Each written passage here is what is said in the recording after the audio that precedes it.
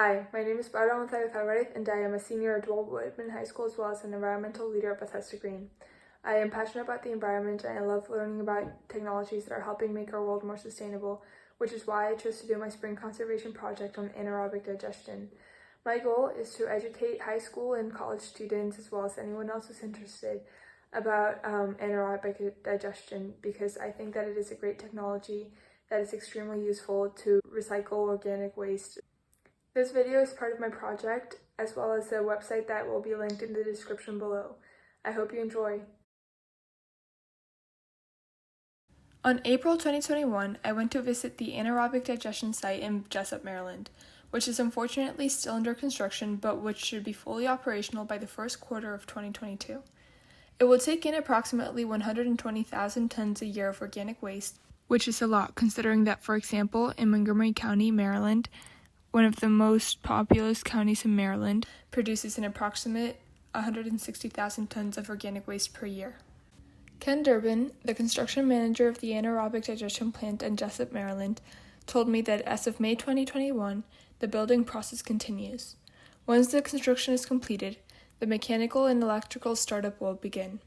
Then, by the fourth quarter of 2021, the site will start receiving food waste, and hopefully, by the first quarter of 2022, it will be a fully operational facility. This is one of the two most advanced ones in terms of its construction and development. There's a second digester that we're building that's actually going to end up being twice the size of this one in lower Delaware, about 2 hours east of us, on the other side of the Chesapeake Bay. According to the World Biogas Association, anaerobic digestion is a series of biological processes in which microorganisms digest plant and/or animal material in sealed containers, producing biogas, which is the mixture of methane, carbon dioxide, and other gases. The organic material left over, known as digestate, is rich in organic matter and nutrients such as nitrogen, phosphate, and potash.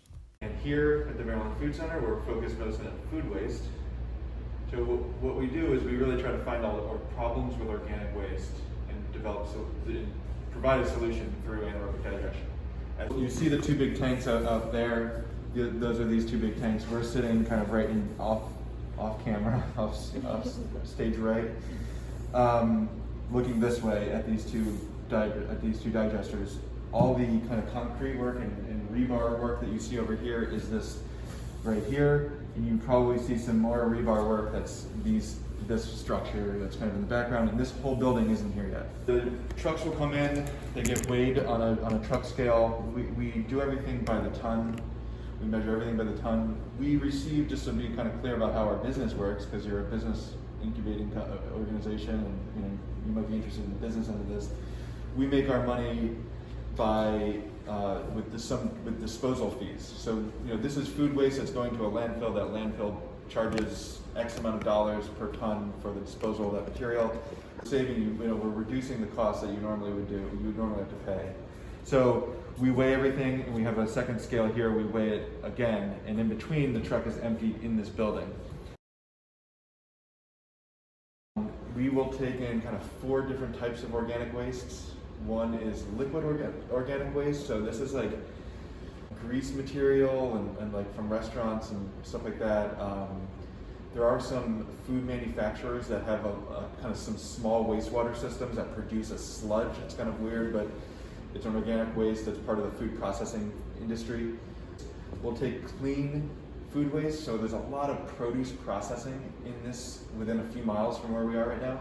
Del Monte is right over there. That's a huge facility that's producing truckloads of fruit and vegetable scraps every day. Lancaster is another one. There's like 6 or 7 of these companies that are just huge and feeding and providing the produce for the eastern United States. And the third is packaged food waste. We'll have a mechanical depackaging equipment here on site, which is really exciting.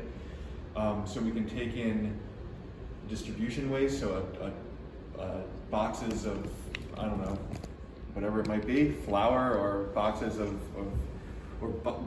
lettuce, things like that, that need to be depackaged, that have some packaging in it. Or it could be like post-consumer material to some degree, what we call source separated organics. This is stuff that's back of house from a grocery store, food waste from a grocery store, food waste from a restaurant, something like that. Usually it's a commercial kind of waste source.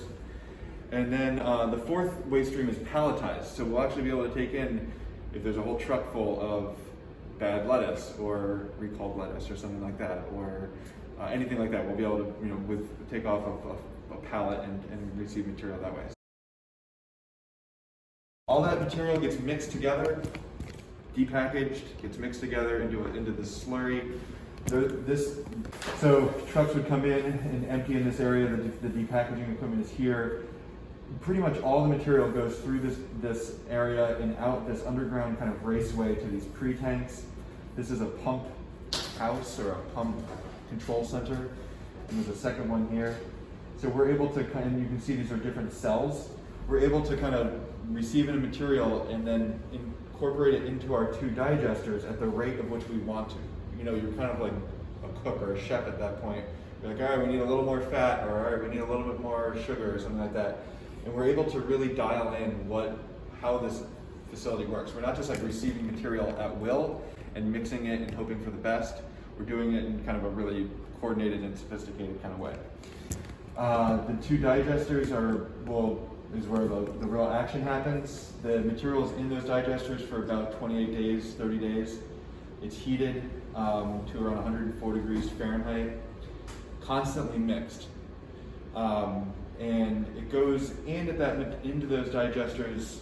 It's like a really thick kind of slurry material, and the solids in that are breaking down in the digesters, off-gassing, creating methane, and that's what we're trapping in these tanks, in these enclosed tanks. And the gas is going to the left to this gas upgrading skid.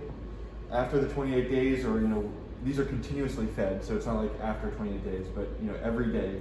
But we'll be taking some material out, and that goes to another stream. So there's kind of like a big split in the material. After it goes in the digesters, the gas comes this way, and all the solids and liquid of it go this way. This is the digestate. If it's constantly mixing, how do you know how much time the organic waste has been in the anaerobic digester? You don't actually. And you every day put a little bit in, and every day you take a little bit out, and it's constantly mixed. So it's not like a batch of material where, like a compost pile maybe, where you would let this compost and let it go through its system as its own unit of thing, and then be done. You're constantly taking a little bit in, taking a little bit out, and taking some out. So this is a wet system, which is kind of you might hear about these kind of like terms when describing anaerobic digestion, wet versus dry. This is wet. Everything is being pumped into here, and it's around 18% or so solids. It's like a thick, like a milkshakey kind of consistency. It comes out at around 6 or 8% solids. So it actually gets thinner as it is in there. The reason why is that all those solids are that's the solids that have off-gassed. So literally the carbon molecules that are turning into methane that we're collecting. So the stuff is thinner that comes out, then what goes in, the gas goes this direction, and the digestate goes here. Could you talk about the biological process that takes place in the anaerobic digester? The microbiology is complex, and there's basically 4 stages that lead towards the fourth stage being methanogenesis, which is where methane is actually being generated, and that's kind of byproduct. So like a composting facility though, a composting pile looks like just like a single, what's happening is this long chain reaction of this microbe breaking it down into an intermediary, to finally to compost, or I guess I don't know, that's what's happening there. The same kind of thing is happening. It's a 4-stage process where there's different ecologies really of microbes that are breaking down the waste in a specific order, each leaving their own byproduct that is then consumed by the next. Like I said, methane is being produced in the last of these chain reactions, and that's kind of where that's what's driving our operations. The amount of time it spends in these tanks and how we operate it is really geared towards trying to maximize that gas production. But gas production is like a curve over time, and we just have to draw a line and say, okay, yes, we can keep it in for another day, we can get a little bit more gas, but it's more worth it to put in fresh new material and run it that way. So It's there's a lot of management and operations that need to get done right in order for it to maximize the operations of it. But and it's all getting down to the biology of it, like you're saying. Even our feedstock blend, right now my job is to track and acquire all those feedstocks, and I work like hand in glove with our microbiologist. He's saying, hey, our feedstock profile right now has too much nitrogen in it, or too much fats in it, or we need to. And then what I need to then do is kind of convert that to like, all right, well, I need to talk to the soda industry, or I need to like stop talking to the protein industry, or like, whatever, because I'm having too much nitrogen. So you can kind of focus on different feedstocks that create that initial blend, and that gets back to Ken's point where we're really good at like large consistent volumes of material, so we know that blend coming in the door is fairly. It's going to be what you need. It's fairly close to what we need, yeah. How does anaerobic digestion work on the consumer end? They have a series of conveyors. They have dump trailers sitting there. They fill up one, they fill up two, they fill up three, one has to go. So one would come up here, dump, and go back and get in line as an empty.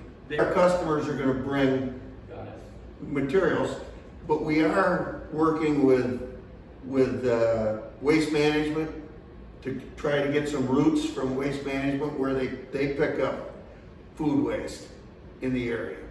And waste management would start coming here with their deliveries. The gas gets upgraded into renewable natural gas. This is pipeline quality. This is it's 99.9% methane, or don't quote me on that number, but it's nearly pure methane at this point. It gets pumped into the BG&E natural gas pipeline system. So if you have a gas stove at home, or if any of these massive companies around here are using gas for heating or other purposes, we are actually replacing natural gas that's in the pipeline with renewable natural gas. Finally, the material that comes over here, so what we call the digestate that comes out of the digester, it's a thin liquid, or it's not thin, but it's a thin, it's not water, but it's compared to what went in, it's pretty thin. It goes to a centrifuge that takes out all the water, because nobody wants like liquid, or there's just not a market around here in the United States so much for liquid organic soil amendments. Like it's just something that we don't really even have like the farm implements for, and it's a very difficult kind of hurdle to it's something we want to develop over time. But we know that we can there's markets for the solids of it. So what we do is we separate it, the liquids and the solids. The solids comes out as almost like a muddy consistency, 25 maybe or so % solids. This is like, so it's a wet, you couldn't pump it at this point, it's thick. That gets shipped off, trucked off, and the water goes into our wastewater treatment system. The water goes through a pretreatment process in order to be less of a load to the local wastewater treatment plant when it goes down the sewer. What will you do with the solids that are trucked off? We think the most likely outcome will be that it gets mixed for soil blending and topsoil manufacturing. There's a lot of development around here. We don't have a lot of agriculture around here, so to speak, but development is a big industry. And they make topsoil. What happens if the truckloads of food you're receiving daily are contaminated with materials that cannot go through anaerobic digestion? How would you manage that? We have technicians on site that have a lab, and they're going to analyze the product. And number one, we're going to have consistent customers. If Tropicana comes in, we know it's going to be pineapples or grapefruit or whatever. We're going to know what we're getting. If we get a new batch of stuff and it's too acidic or too much base where it's going to affect the mix, we will stop reusing that material. We will turn it away. But that's what the pre-tank does, is you can contain hot liquid and then you can dilute it rather than pollute. You can dilute it into the big tank a little at a time to get rid of it without killing off the bacteria in the tank. So we're really good at food processors because of this reason. They produce a lot of waste material. It's really consistent. We know what it is. We've tested it. We're really comfortable with it. It's day after day. It does become a problem when the further you go along our food chain, the more a problem it becomes because it becomes more variable.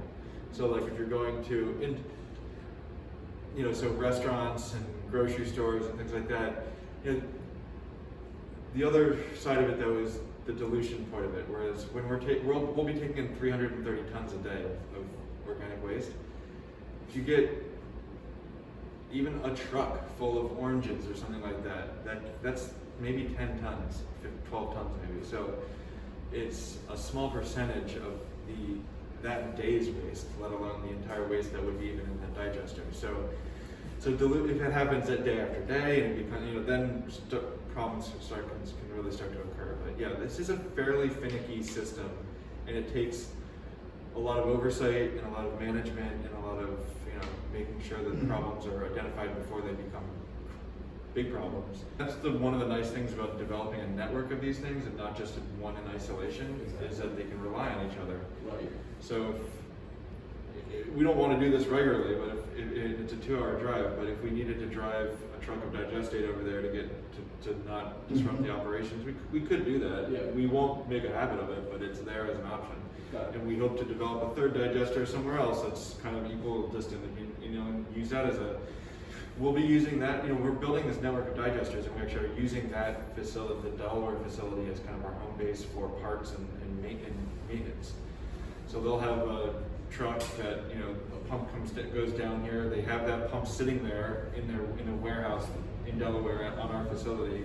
They can pull that pump down, drive it over here, and within a couple hours have it replaced, and not have to order it from a manufacturer. It just allows us to be a little more nimble as operators. And the plants are going to be cookie cutter plants. In other words, they're going to have the same pumps, Right. the same screw augers, the same system, so the parts are compatible for each plant. The state controls the tipping fee at landfills as well as the restrictions of what companies can take to landfills, which is beneficial for anaerobic digesters because the state is constantly creating stricter regulations because landfills create methane and because the state is running out of landfill space. Can oils or fats be composted any other way other than through anaerobic digestion? Liquid waste is really hard to compost in general, even if it's like sugary waste. It's if it's like a Pepsi bottling plant, it's hard to compost water or liquidy stuff because you have to mix it with a lot of wood and do that. So not only the fatty stuff, but any liquid waste is a good. We have kind of an inherent advantage of because we like liquids. A lot of these wastes that we're taking in, there's nothing else to do with them in terms of except throwing them away in the landfill. Liquid wastes are oftentimes put into wastewater treatment plants, and the problem is kind of cleaned away in the waters and discharged. But we're never really.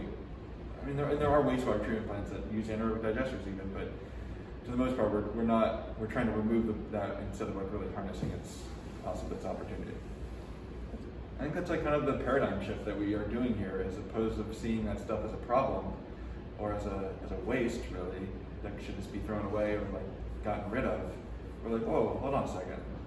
There's stuff in that food waste, or there's stuff in that grease that we should really use. Anaerobic digestion needs a lot less space, therefore it can be established in a location that is surrounded by companies that produce a lot of organic waste. It also has the benefit of being able to take in oils and fats, and of being able to produce renewable energy on top of the soil treatment.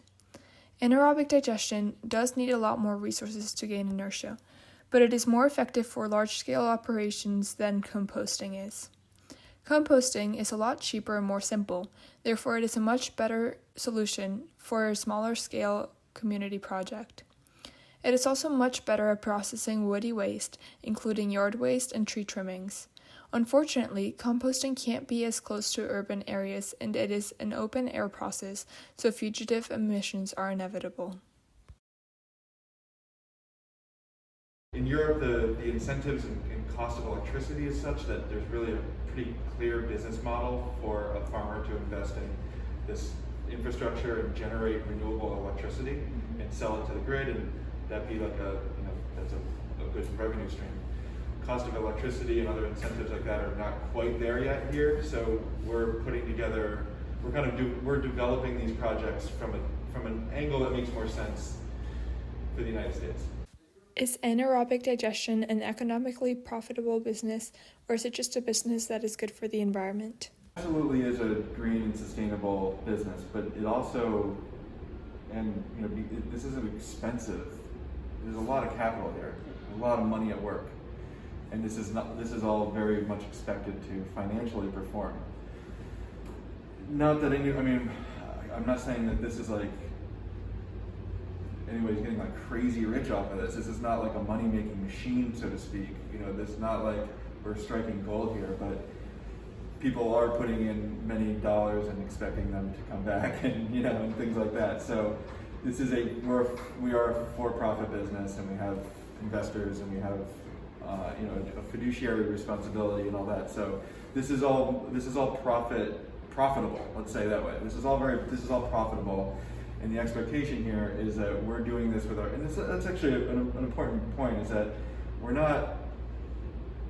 we come with, one of the strengths of our company is that we come with great breadth of engineering experience and operations experience, but we also have financing, so we're not really out here asking for a grant, or we're not asking for, kind of a handout or any kind of like unlevel playing field. We're really out here competing with landfills and natural gas providers. And to some extent fertilizer manufacturers. Like those are our kind of, we're not cutthroat competitor. I'm not saying that but that's our, that's how we make our money here, is that we sell the service of receiving and recycling of these wastes, and we produce two really good products out of it that are really important to our communities, energy and soil, and have found a way to pencil all this together, put it all together in a way that makes financial sense. Where do you see the future of anaerobic digestion? Do you think it will become more prevalent, or do you think it will stay as it is? I think that we as a company are trying to make it more commonplace and and educate people about the opportunities with it.